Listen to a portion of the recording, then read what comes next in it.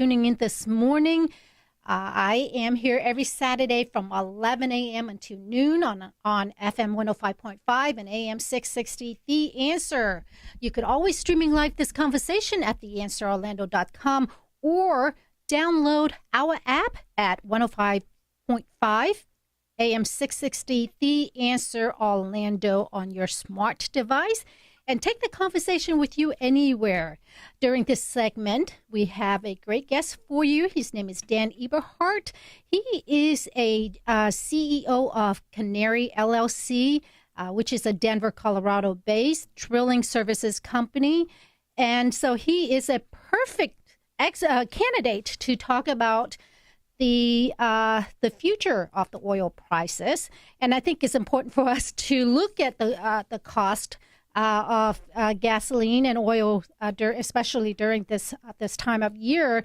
AAA has predicted that about 112.5 million travelers will be on the nation's runways, roads, rails, air, for this year-end holiday season. And so that's a lot of people.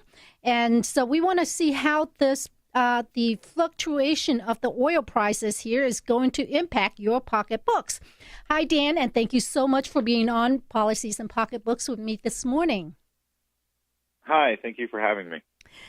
So there's a lot going on, as you know. Let's look at the gas prices in the last week here. We noticed that the price has edged up about a little bit, about 10, 12, 15 cents, and depending in certain areas here.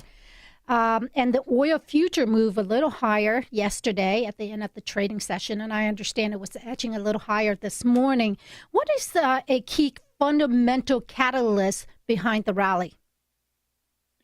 Well, I think one of the main catalysts behind the rally is OPEC agreeing at the end of last week to pull 1.2 million barrels a day from the market starting in January.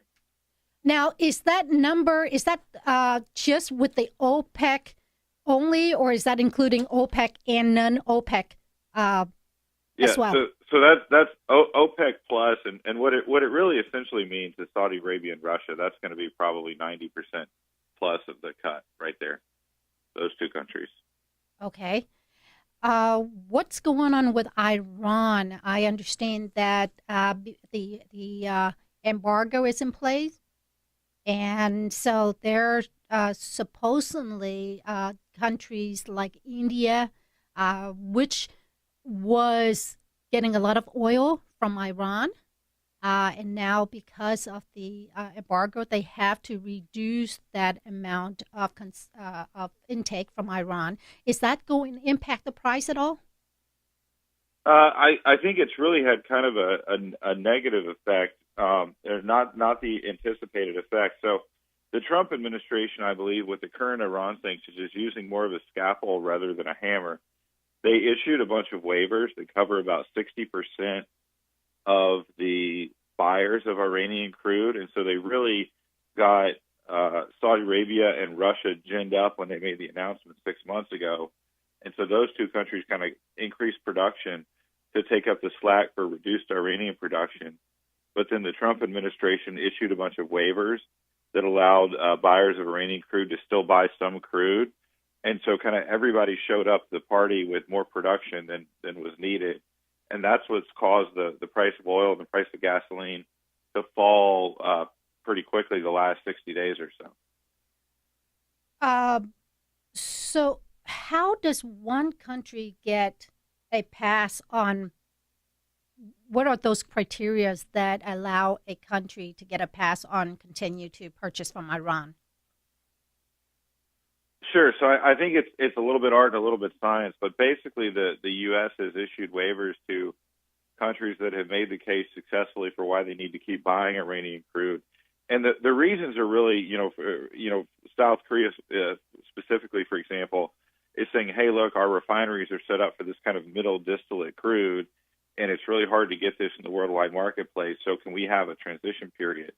And so it's kind of reasons like that, and the expectation is that it's going to reduce Iranian exports from something like 1.5 million barrels a day to 1.1 million barrels a day, and eventually to 800,000 barrels a day in 6 months or so. So this is really more of a nuanced strategy than before, when the Obama administration lifted the waivers. You know, the U.S. was more dropping the hammer and trying to get production to zero. With a lot going on between Russia and the United States right now, do you see that there's going to be some kind of embargo with Russia, oil? So the Russia situation is more complex. So they agreed to a 230,000 barrel a day cut with this recent round of OPEC cuts, but they have been notoriously slow in implementing their announced cuts in the past. And I think that they are probably the one that you should watch, as compared with Saudi Arabia, to make sure that they really follow through in their cuts. Well, it looks like at the moment, Russia is a key player in putting these deals together. They're very instrumental with brokering the deal between Iran and Saudi Arabia on oil production. What do you see their role is in the future, and how is that going to impact the United States? Sure.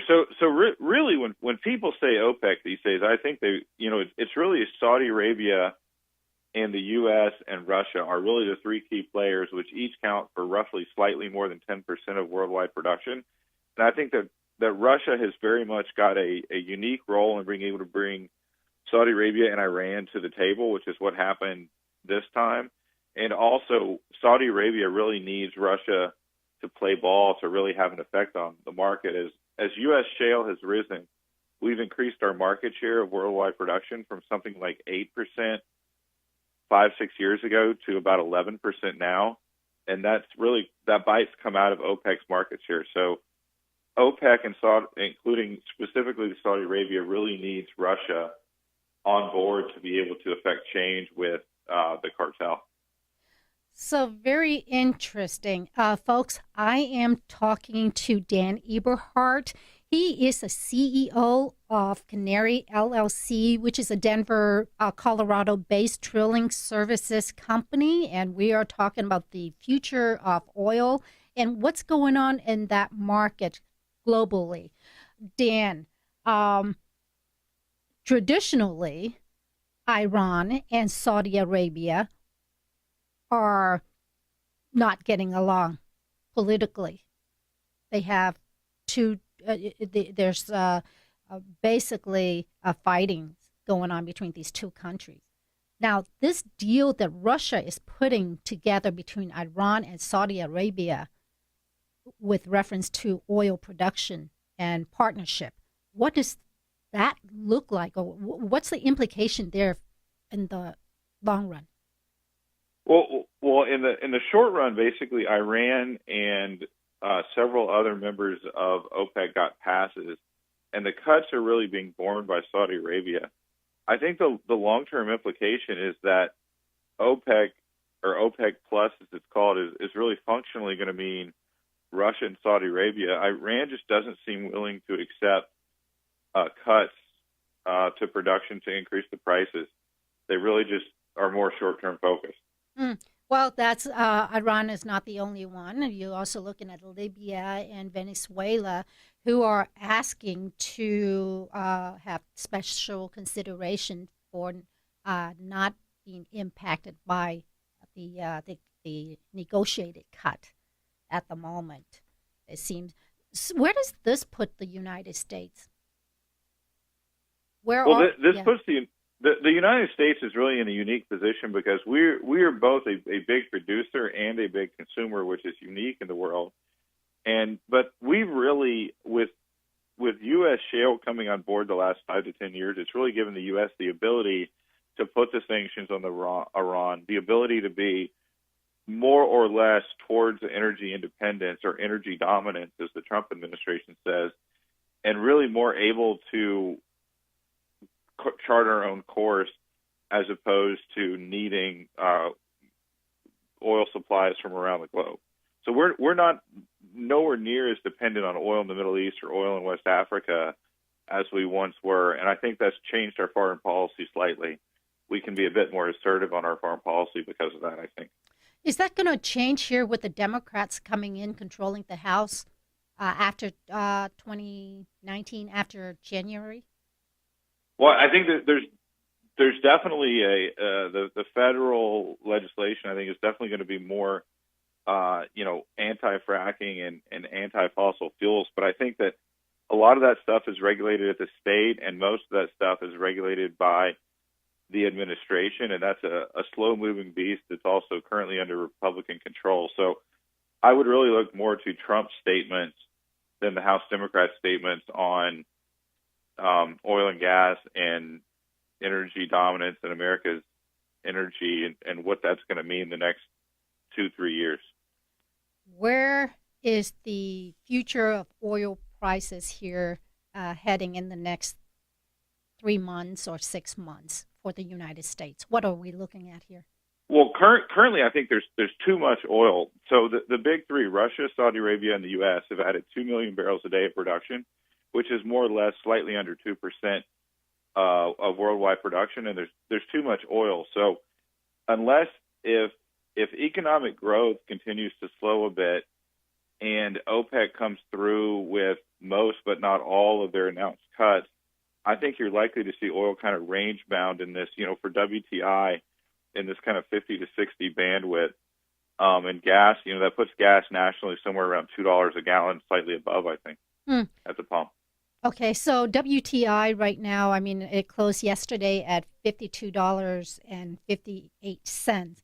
So you're expecting that it's going to fluctuate between this price and around $60 per barrel?